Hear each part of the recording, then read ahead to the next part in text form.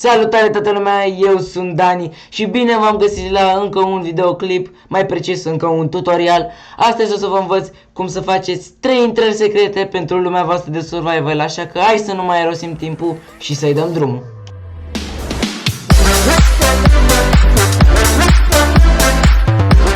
Acestea sunt materialele de care veți avea nevoie pentru prima construcție și haideți să-i dăm drumul. Prima oară trebuie să vă duceți lângă un copac, chiar nu contează care, și să săpați o groapă de 3x3. Și să săpați 2 blocuri sub copac, unde veți pune un lever.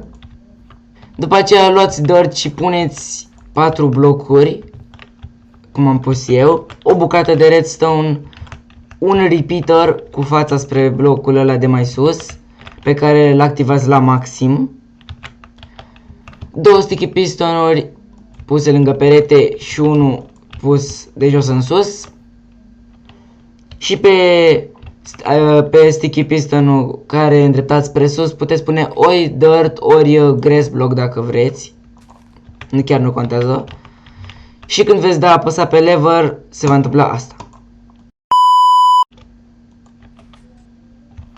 Blocul se va duce sus și vă va acoperi, să zic așa, intrarea, o să vedeți imediat. Vă duceți sus, urcați sus și acoperiți tot în afară de acest bloc unde va veni dirt, unde se va deschide intrarea. Acum luați lopata și vă duceți la copac și lângă blocul de lângă copac dați click dreapta ca să se întâmple asta. Ați făcut, să zic așa, într-un fel blocul cu un pixel mai mic, special cât să puteți să vedeți leverul și să îl apăsați ca ușa să se poată deschide și se închidă. Uitați.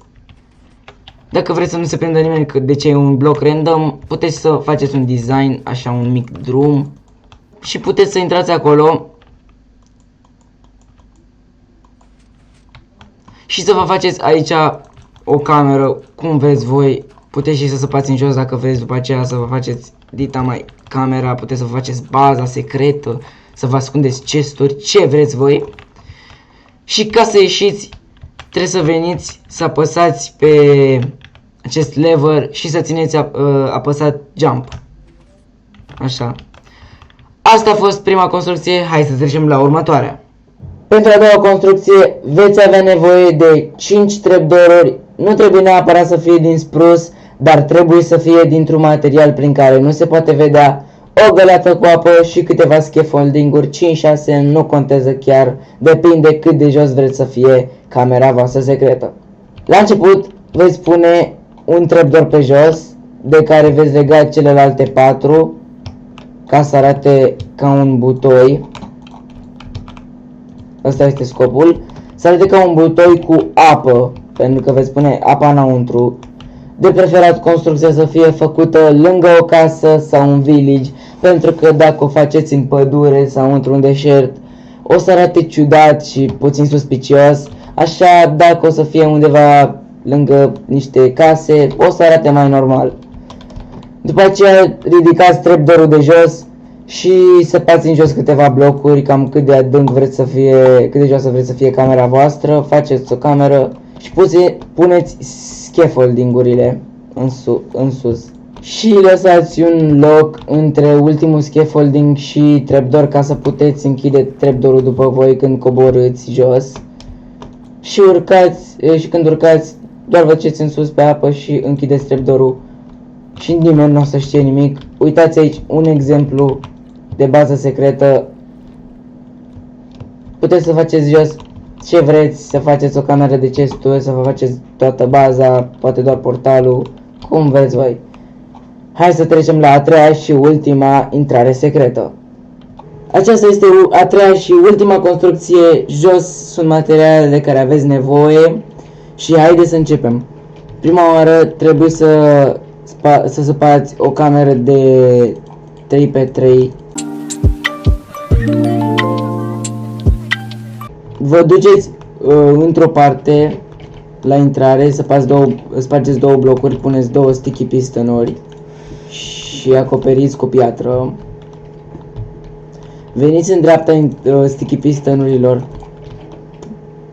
Puneți un bloc de stone și redstone. 1. Puneți un observer care se conecteze cu redstone-ul. 2 bucăți de stair. Și acoperiți restul cu piatră. Faceți să pară mai normală zona. Și acum când o să veniți și o să puneți pe acele scări apă, se va deschide ușa. Puteți să veniți aici și să vă continuați să faceți o bază. Și când vreți să puteți și să închideți dinăuntru și să deschideți.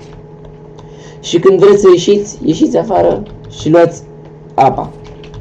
Acesta a fost episodul, sper că v-a plăcut cele 3 intrări secrete și sper că v-am ajutat. Nu uitați să apăsați pe butonul de subscribe și pe butonul de like ca să mi-arătați că mă susțineți și să scrieți în comentarii dacă vă vin alte idei pentru alte tutoriale.